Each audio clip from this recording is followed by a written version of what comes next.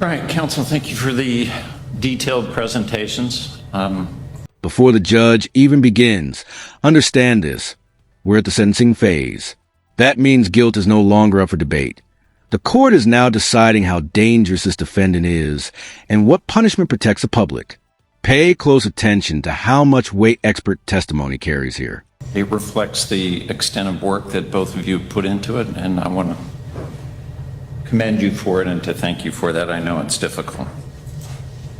So Mr. Deppa is charged with one count of aggravated battery on an education employee.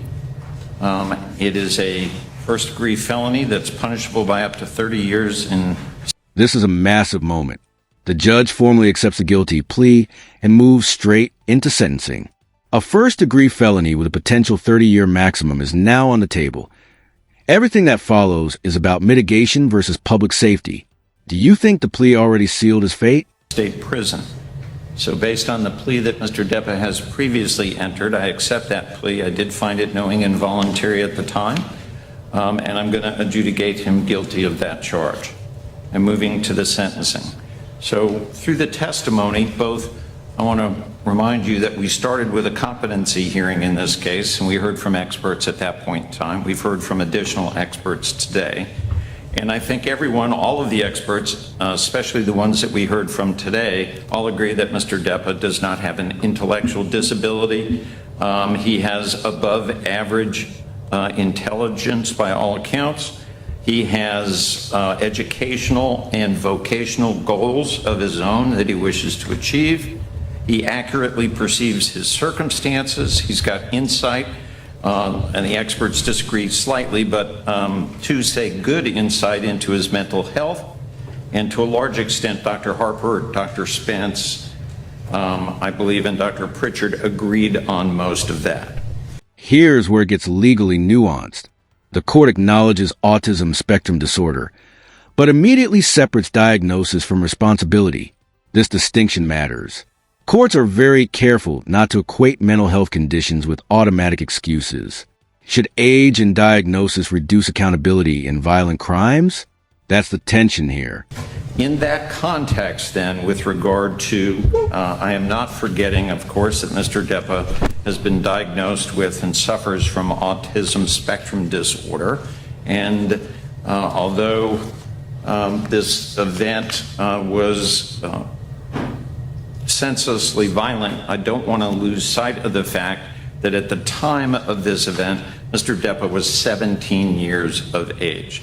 However, this was not an isolated event. The history goes back to as much as Mr. and Mrs. Deppa tried everything they could to provide for their son, their adopted son in that regard, resulting in a number of Baker Acts. I heard as many as 6. I could only find 3, describing the problems as yelling, screaming, hitting. We had in March 22nd of 2019, there were 2 battery charges. They went to Juvenile. There was a juvenile diversion program. Mr. Deppa was released, I believe, that same day. And a month later, we had another battery charge. Again, there was a juvenile diversion and released, and about 6 weeks later, we had yet another battery charge. And again, there was a diversion with regard to that was successfully completed. We also had while at ECHO, starting in November of 2020, at the group home, there was violence and aggression both towards the staff and also towards the residents there. Notice the pattern the judge is laying out. This isn't about one bad day. It's about escalation. Repeated diversion programs, repeated chances, repeated violence.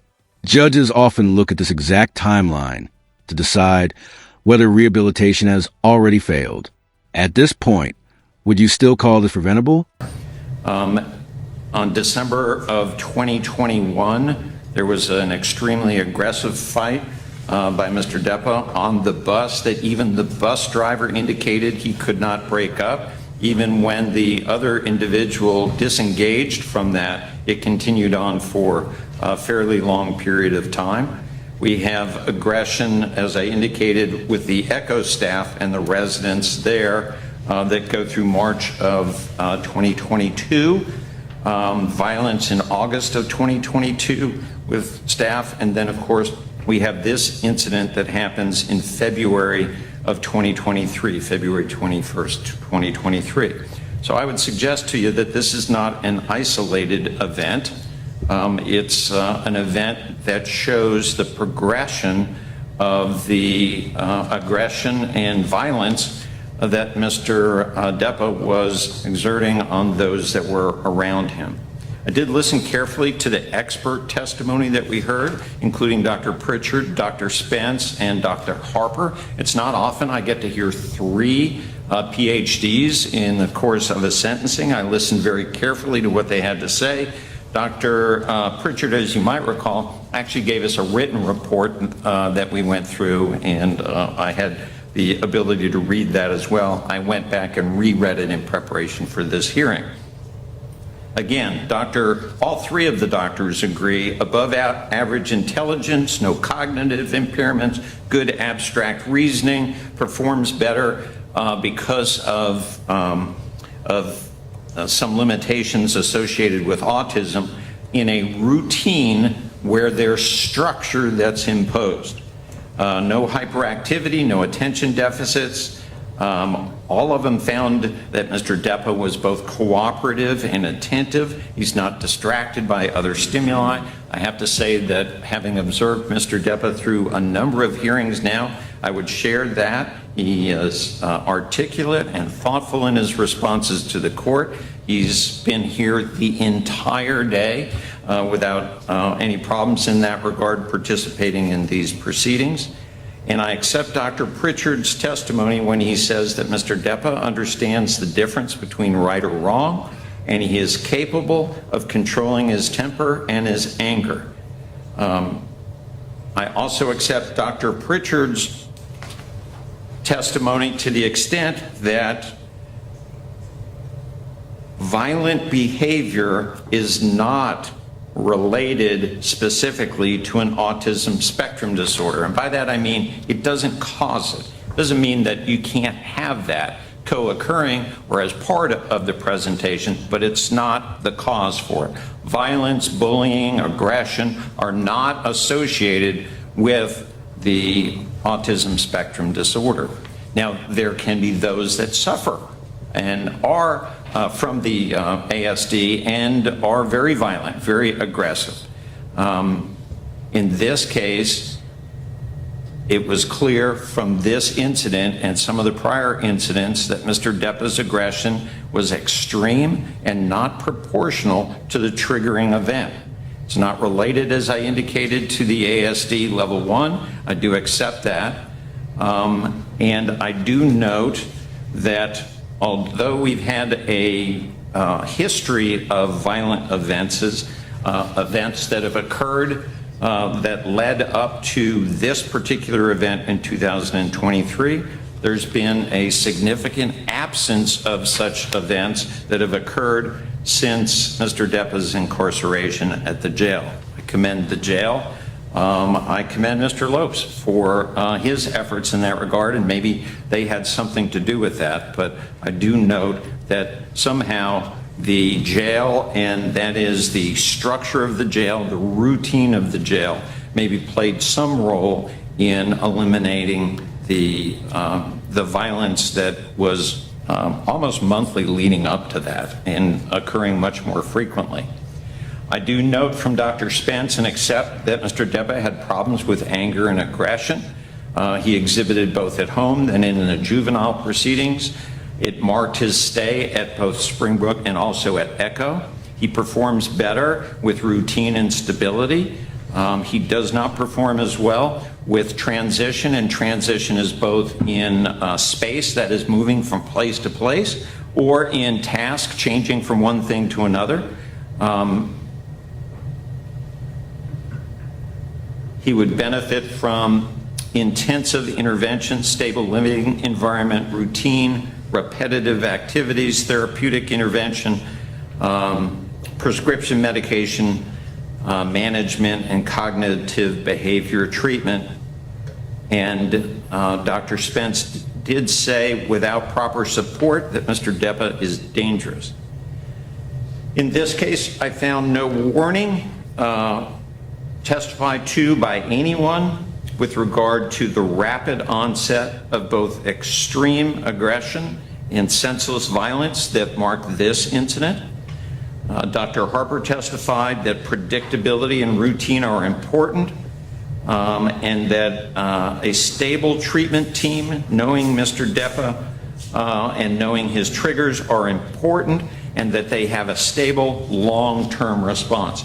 I also accept the testimony of all three experts. This is a lifelong commitment that Mr. Deppa is going to be need lifelong treatment in that regard.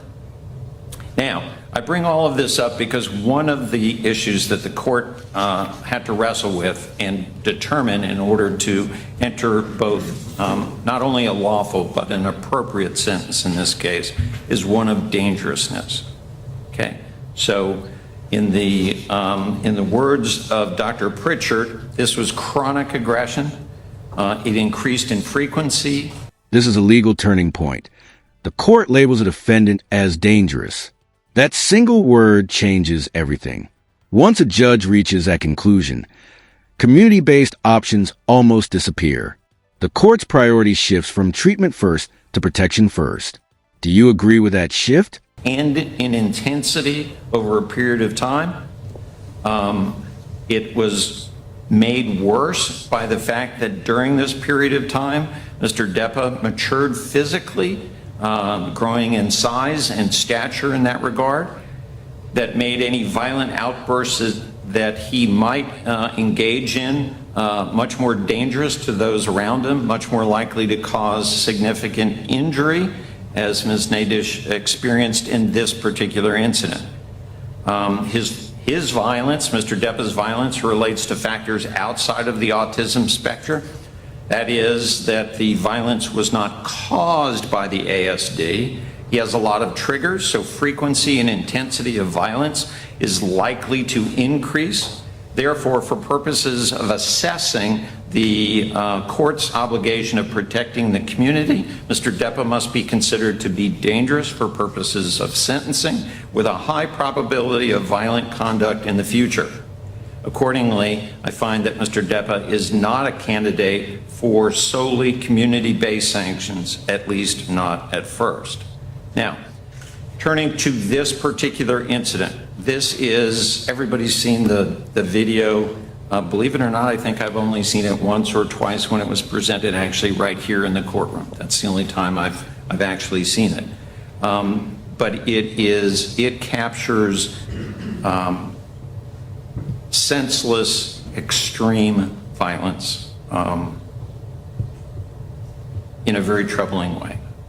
Dr. Pritchard testified that that was both volitional and an intentional act, in again saying that Mr. Deppa understands the difference between right or wrong. He knew that it was wrong. He admitted to Dr. Pritchard that he knew it was wrong, wished he hadn't done it, but he did it anyway. Compounding the senseless physical violence was the screaming of obscenities, spitting on Ms. Nadish, both before and during the incident. He pursued her down the hallway, pushed her so violently from behind that she flew through the air and was knocked unconscious when she landed in the hallway floorway.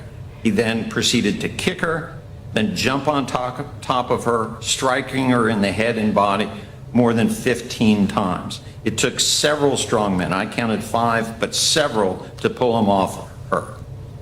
I accept the testimony of Officer Landy, the resource officer, after the incident, that even at a time when Ms. Nadish was still not conscious, that Mr. Deppa was spitting at her. He escorted Mr. Deppa past Ms. Nadish to go downstairs, and he yelled profanities, "I'm gonna kill that effing bitch, I'm gonna kill you."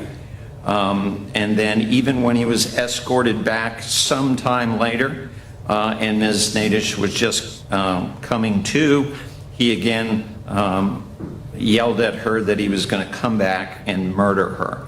I saw no concern for Ms. Nadish's injuries, and Mr. Deppa has never expressed not even a single bit of remorse before this court in any of our many court proceedings, not once, with regard to remorse. We have on the other side Ms. Nadish, who was a school employee for 18 years. She told the teacher here, Ms. Buchanan, about what the other teacher had said, and that's, as best I can tell, what triggered the screaming profanity from Mr. Deppa. Even there, he spit all over her. By the grace of God, she was knocked unconscious and has no memory of this incident. What would have happened had Mr. Deppa not been pulled off her, I don't want to even imagine in that regard. What she does remember now is the pain that was caused by her 5 broken ribs, her concussion, her herniated discs in her back, her headache, her dizziness, her hearing and vision losses, her cognitive problems, PTSD, panic attacks, all of those things. Sure, she remembers that. So what do? I heard the state's recommendation. I heard the recommendation from the defense. With regard to the defense's recommendation with regard to juvenile sanctions, that was the first place I looked, quite candidly. And I looked at how they handled this case coming up to this point in time. I have no confidence that they would handle this appropriate moving forward. So with regard to that, I just don't think that their handling was enough. The sentence is finally in 5 years in prison, followed by 15 years of supervision. This isn't just punishment. It's long-term control. The judge is essentially saying, treatment is necessary, but freedom without structure is too risky. Is this justice, mercy, or simply containment?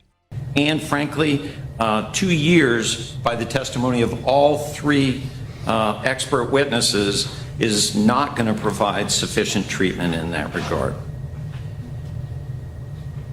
So that moves us then to adult sanctions. There were 2 issues that were brought up, Mr. Teifke, by you with regard to adult sanctions. One was a youthful offender sanction. Based on the facts of this case, I do find that Mr. Deppa would qualify, that is by age, he would qualify for youthful offender, but because of the nature of the charge and how this incident actually occurred and all of the circumstances, having carefully reviewed that, I find that a youthful offender sentence would not be appropriate here. So we're left then with, okay, what do we do with regard to the context of criminal adult sanctioning? So in this case, then,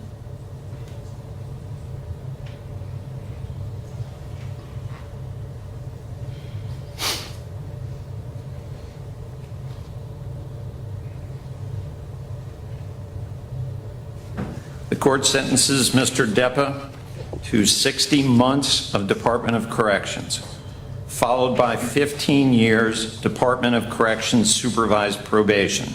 Now, with regard to the initial DOC sentence, giving him credit for his time served, when he goes to the reception center, I'm directing that the DOC conduct a full mental health assessment, as Dr. Klein indicated they would accept from the court, and develop an individual service plan with regard to all of the diagnoses that Mr. Deppa has received, and then institute a care plan and putting him on the mental health caseload that is consistent with that individual service plan, including the consideration of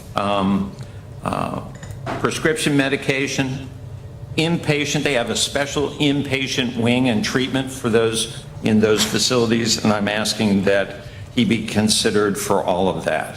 When he has completed his DOC sentence, then he will start 15 months DOC supervised probation. It is the court's direction that he be placed in an appropriate group home, getting the treatment that he needs. That would be continued mental health assessment along with treatment, not just for the for his current symptoms with regard to ASD, but for all of his diagnosis and treatment that he needs. That he be evaluated for his prescription medication on a regular basis, that continued mental health treatment occur in an appropriate residential setting where he would receive continued vocational training, GED program, anger management classes. Once Mr. Deppa is stabilized, the court would consider home health care options, similar to the types that I've heard here today. But stability, safety, routine will be the earmarks of the court sentence in this case. All right, Ms. Clark, any questions? Just want to confirm, you said it was 60 months Department of Corrections, followed by 15 years? Yes. Yep. Mr. Teifke, anything else? No. All right. All right, Mr. Deppa, you'll be remanded as you have been to the Sheriff of Flagler County for pending transfer to an appropriate facility and assessment. Please understand that although you had entered a plea in this case, that you may appeal the court sentence. If you're going to do that, you have to do it in writing. If you can't afford a lawyer, I would appoint one for you. If you have questions about the basis of what that sentence would entail, about what your appeal might challenge in that regard, please talk to Mr. Teifke about that, and he'll explain it all to you.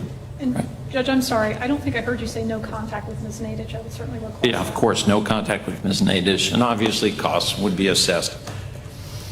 Anything else? No, sir. All right. Thank you all. Court's adjourned.